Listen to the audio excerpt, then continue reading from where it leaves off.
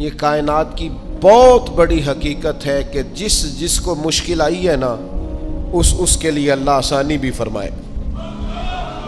بہت بڑی حقیقت ہے. کیوں کہ قرآن مجید نے کہا فَإِنَّ مَعَ الْعُسْرِ يُسْرًا إِنَّ مَعَ الْعُسْرِ يُسْرًا، فرمایا بے شک مشکل کے ساتھ آسانی ہے، بے شک مشکل کے ساتھ آسانی. یہ حقیقت ہے قرآن کی بتائی ہوئی.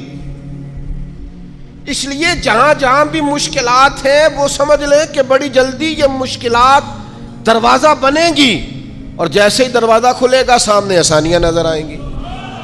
حضور غوث اعظم رضی اللہ تعالیٰ عنہ، شیخ عبد القادر الجیلانی رضی اللہ تعالیٰ عنہ فرماتے مجھ پر سخت مشکلات آئیں، یہاں تک کہ بھوک کی وجہ سے، شدت بھوک کی وجہ سے میں زمین پر لیٹ گیا، اور ذرا میں پریشان ہونے لگا تھا کہ خود بخود میری زبان پر یہ آیتیں جاری ہو گئیں فَإِنَّ مَعَ الْعُسْرِ يُسْرًا إِنَّ مَعَ الْعُسْرِ يُسْرًا.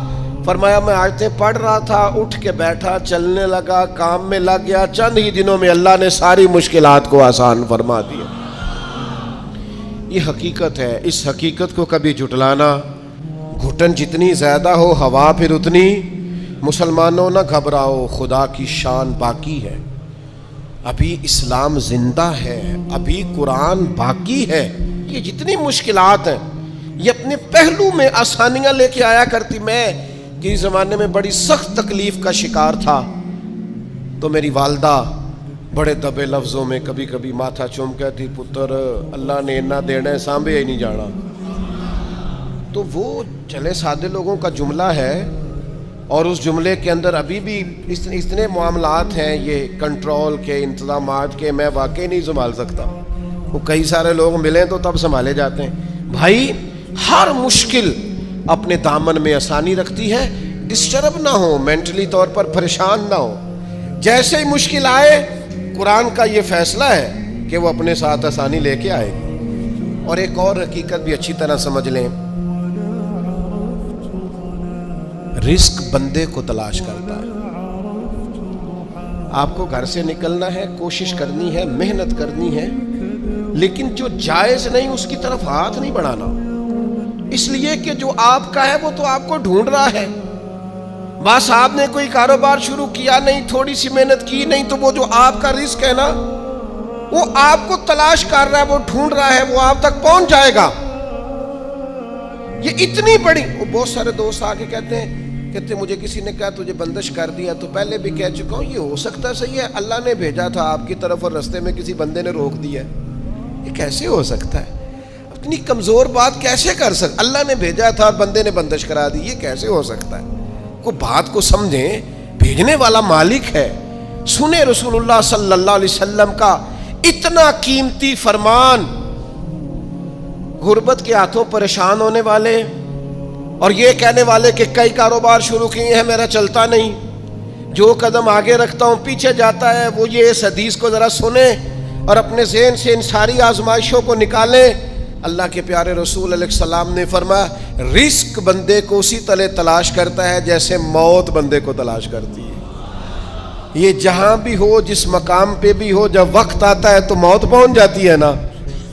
تو جب خدا کا ارادہ کرم ہوتا ہے تو رزق بھی پہنچ جاتا ہے. آپ محنت جاری رکھیں، کاروبار کرتے رہیں، جد و جہد کرتے رہیں، جو آپ کا ہے وہ آپ تک پہنچ جائے گا.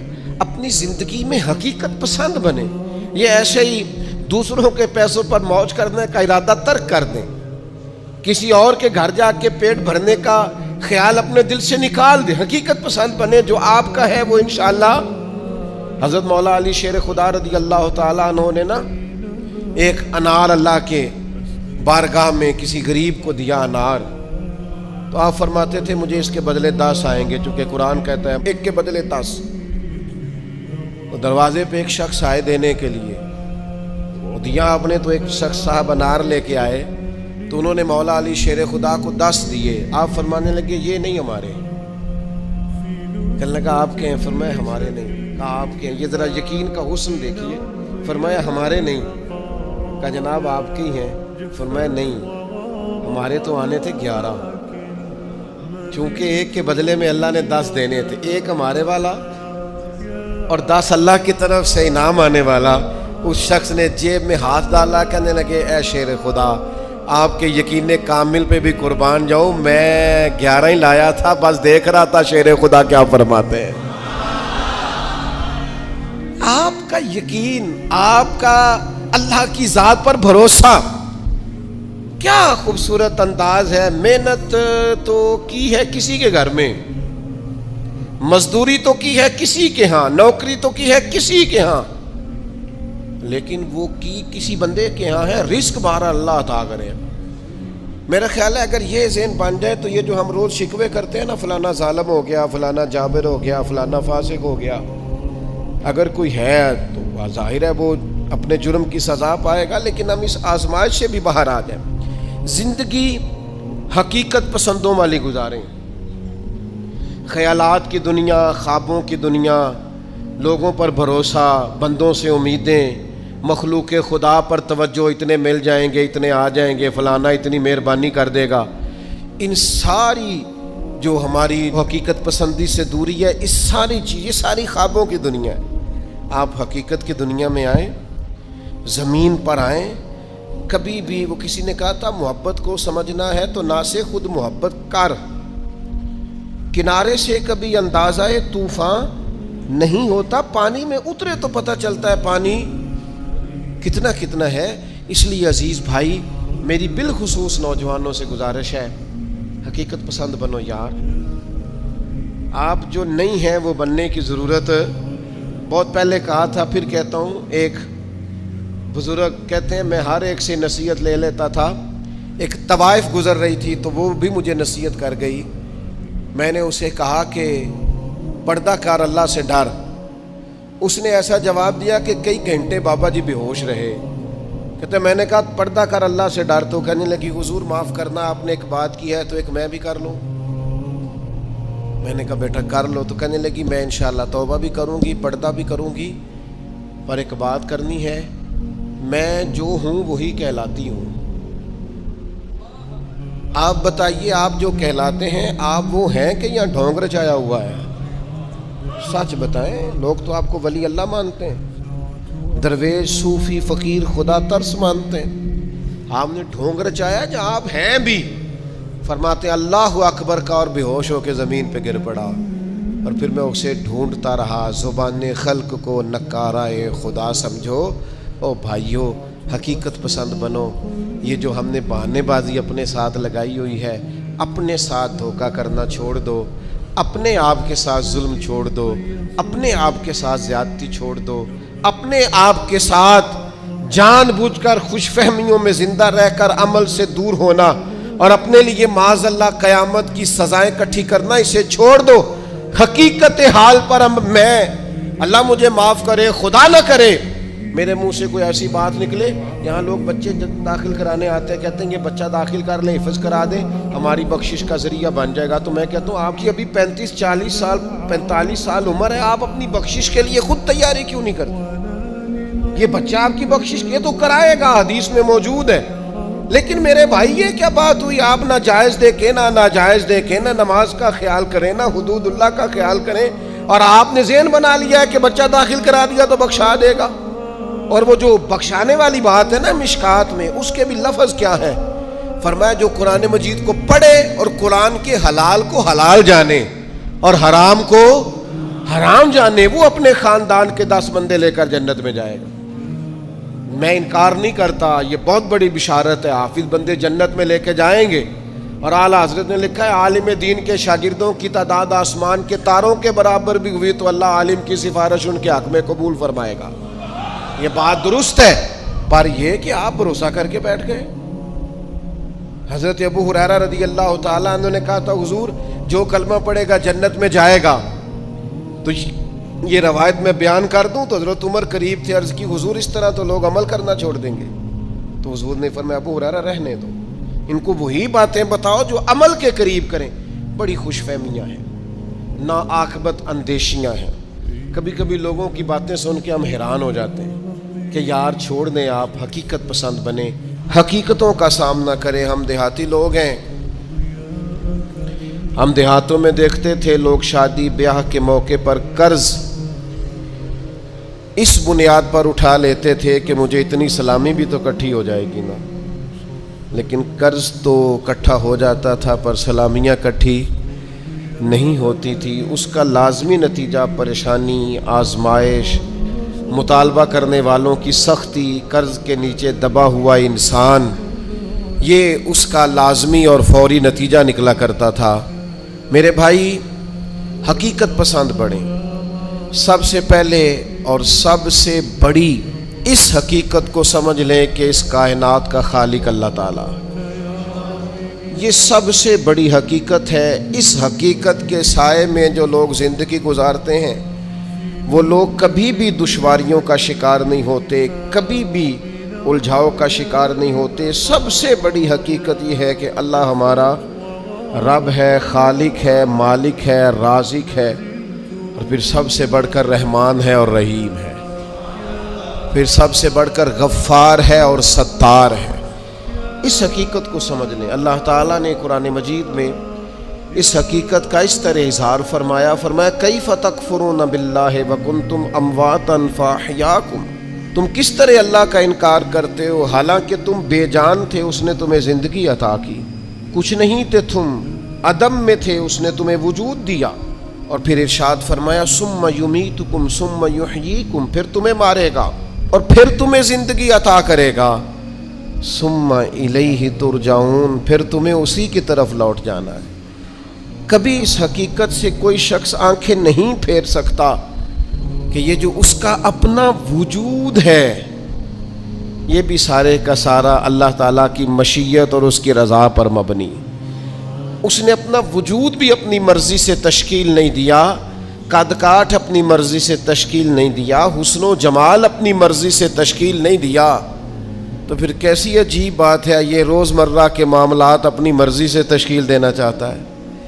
اسے چاہیے کہ جس طرح اس کا وجود، اس کا حافظہ، اس کے چہرے کی ساخت اس کی اپنی مرضی کی نہیں، رب رسول کی مرضی کی ہے، تو پھر یہ بھی زندگی اپنی مرضی کی نہ گزارے، اس حقیقت کا قائل ہو جائے کہ جینا بھی اسی طرح ہے جو حکم اللہ تعالیٰ نے ارشاد فرمایا ہے۔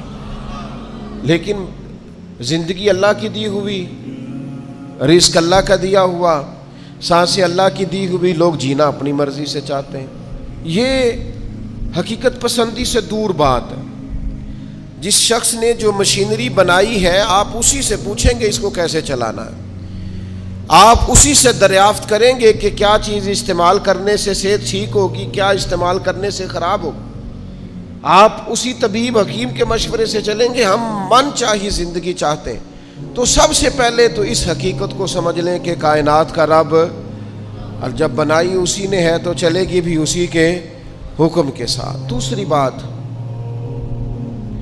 پوری دنیا اس بات کو اچھی طرح تسلیم کر لے کہ اللہ کے لاڈلے اور آخری نبی جناب محمد الرسول اللہ ہیں صلی اللہ تعالی علیہ وسلم۔ اللہ تعالیٰ نے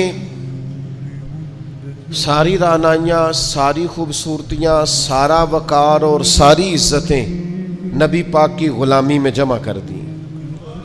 اب کوئی شخص اگر یہ چاہے گا کہ میں حضور سے ہٹ کر کہیں سے عزت اویل کر لوں، نبی پاک علیہ السلام کی پیروی سے ہٹ کر کہیں سے میں کوئی خیر کٹھی کر لوں، تو یہ حقیقت پسندی سے دوری ہے، ہو نہیں سکتا۔ وَمَن يُطِعِ اللَّهَ وَرَسُولَهُ فَقَدْ فَازَ فَوْزًا عَظِيمًا۔ کامیابی اسی شخص کو ملے گی جو اللہ اور اس کے رسول کی فرما برداری کرے گا۔ یہ کائنات کی سب سے بڑی حقیقت ہے کہ ساری کامیابیاں، سارا حسن، سارا کمال، ساری خوبصورتیاں حضور کی سنت اور شریعت سے وابستہ ہے۔ ہم جتنا مرضی نئے دور کا فیشن اوڑھ لیں، جتنا مرضی بھاگ لیں، جہاں تک ہماری رسائی ہے ہم جا لیں، لیکن حق اور سچ یہی ہے کہ قل ان کنتم تحبون اللہ فاتبعونی یحببکم اللہ۔ اللہ کہتے ہیں محبوب ان سے فرما دیں اگر یہ رب سے محبت کرنا چاہتے ہیں تو آپ کی غلامی کریں، اللہ انہیں اپنا محبوب بنا لے گا۔ سب سے بڑی حقیقت یہ ہے۔ دوسری بات جو بڑی سمجھنے والی ہے اور غور کرنے والی ہے، اسی سے وابستہ کہ یہ بھی کائنات کی سب سے بڑی حقیقت ہے کہ نبی کریم اللہ کے آخری نبی ہیں۔ ما کان محمد ابا احد من رجالکم ولکن رسول اللہ وخاتم النبیین. محمد صلی اللہ تعالی علیہ وسلم مردوں میں سے کسی کے باپ نہیں ہیں لیکن اللہ کے رسول ہیں اور نبیوں میں سب سے آخری ہیں. سورج اپنی جگہ چھوڑ سکتا ہے، چاند اپنی جگہ بدل سکتا ہے، ستارے زمین پر آ سکتے ہیں، اس زمین کا سارا نظام بدل سکتا ہے، پر رسول پاک کے بعد کوئی نبی نہیں آ سکتا. یہ طے شدہ حقیقت ہے. آج جو لوگ قادیانیوں کے بارے میں، مرزائیوں کے بارے میں اپنے دلوں میں نرم گوشے پیدا کرتے ہیں اور وہ روغن خیالی کا مظاہرہ کرتے ہیں، وہ اچھی طرح سمجھیں کہ کائنات کی سب سے بڑی حقیقت یہ ہے کہ رسول پاک آخری نبی ہیں، اور اس حقیقت سے کوئی انکار کر سکتا؟ یہ طے شدہ حقیقتیں. اب حقیقتوں کو کوئی شخص بدلے گا، وہ اپنی عقل کو گمراہی کے رستے پر ڈالے گا. یہ حقیقت طے ہے اور قیامت تک طے ہے. اور فرما گئے ہیں ہادی کہ لا نبی بعدی. خود فرما دیا ہے نبی پاک علیہ السلام نے کہ میرے بعد کوئی نبی آ سکتا. تو اس حقیقت کو میرا خیال ہے ہر شخص کو منوان تسلیم کر لینا چاہیے. تیسری بات، کائنات کی سب سے بڑی حقیقت یہ ہے، ان حقیقتوں کے بعد کائنات کی، اللہ رسول کو ماننے کے بعد کائنات کی سب سے بڑی حقیقت یہ ہے کہ دنیا میں جو آیا ہے اسے دنیا چھوڑ کر جانا ہے. بہت اچھا محل بنا لے، بہت اچھا گھر بنا لے، بہت آسودہ زندگی بنا لے، جتنے زندگی کے لیے اسباب درکار ہیں وہ سارے جمع کر لے، لیکن کل نفس ذائقۃ الموت. اس حقیقت کا انکار نہیں کہ دنیا بہرحال انسان نے چھوڑ کر جانا ہے. بڑے بڑے محلات ہوں یا آپ کٹیا میں رہتے ہو، بہت بڑا بنگلہ ہو یا جھونپڑی میں وقت گزرتا ہو، بہرحال موت کا ذائقہ چکھنا ہے. ہم حقیقت پسندی کا مظاہرہ نہیں کرتے. حضرت موسیٰ علیہ السلام کے پاس جناب اسرائیل آئے، میں جان نکالنے آیا ہوں، ایک تماچہ رسید کر دیا. اللہ کے حضور حاضر ہو کے عرض کی مالک وہ جناب کلیم نے تو یہ کیا ہے، جلالی ہیں آپ اپنی طبیعت کے تعلق سے. تو فرمایا ان سے جا کے کہیے کہ وہ بیل کی پشت پر ہاتھ رکھیں، جتنے بال نیچے آئیں گے اتنے 1000 سال عمر بڑھا دی جائے گی. تو حضرت اسرائیل عرض گزار ہوئے، اللہ کے پیارے کلیم علیہ السلام آپ بیل کی پشت پر ہاتھ رکھیں، جتنے بال آپ کے دست مبارک کے نیچے آئیں گے اتنے سالوں عمر بڑھا دی جائے گی. تو حضرت کلیم نے پوچھا پھر چلے 1000 سال ہو گیا پھر؟ نے کہا حضور پھر جانا تو ہے. تو پھر حضرت کلیم نے حقیقت پسندی کا سبق دیا، فرمایا اگر جانا ہے تو پھر آج ہی چلتے ہیں. او بھائی یہ زندگی ایک دن ہو یا 100 سال یہ گزر جاتی، دوش پر کملی ہو یا کہ شال گزر جاتی ہے. چلو گر امیروں کی بہے اقبال گزر جاتی ہے تو غریبوں کی بہرحال گزر جاتی ہے. یہ گزر تو جائے گی، ایسا تو نہیں ہے کہ یہ رکے گی. تو موت اٹل حقیقت ہے، لا ریب ہے. بس چھوٹا سا فرق ہے، کافر کہتا ہے جتنی موج کرنی ہے دنیا میں کر لو، بعد میں فنا ہے. مومن کہتا ہے بقا ہی اس دن شروع ہونی ہے جس دن قبر میں مدینے والے کی پہلی زیارت کرنی ہے. بس سوچ میں اتنا سا فرق ہے. ہم کہتے ہیں نقطہ آغاز وہ دن ہے جس دن قبر میں جائیں گے، لحد میں عشق رخ شاہ کا داغ لے کے چلے، اندھیری رات سنی تھی سو چراغ لے کے چلے. اور تیرے غلاموں کا نقش قدم ہے راہ نجات، وہ کیا بھٹک سکے جو یہ چراغ لے کے چلے.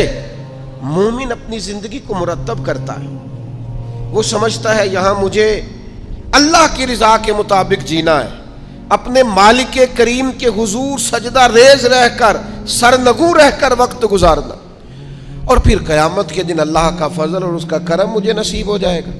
موت اٹل حقیقت. میں آپ سے عرض کروں کوئی نہیں تیاری کرتے لوگ موت کی. جتنی محنت ہے صرف جینے کے لیے، جتنی جد و جہد ہے صرف زندگی گزارنے کے لیے، جتنا وقت ہے صرف 60-70 سال کے لیے. ہمارا اور صحابہ کا فرق یہ تھا کہ وہ جتنی محنت کرتے تھے وہ مرنے کے لیے کرتے تھے. ہم جو کچھ بھی کر رہے ہیں ہم जीने के लिए कर रहे हैं। हमें हर सूरत जीने के असबाब जमा करने, और उनका ख्याल ये था कि असल कामयाबी आखिरत की कामयाबी है। वल आखिरतु खैरुम व अबका, आखिरत खैर वाली भी है, रहने वाली भी है। आखिरत के अकाउंट को मजबूत रखते थे, वहाँ नेकियां हर रोज जमा कराते थे।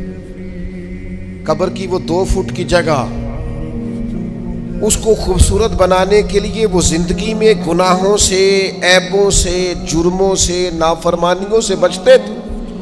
सारी जद्दोजहद जीने के लिए की,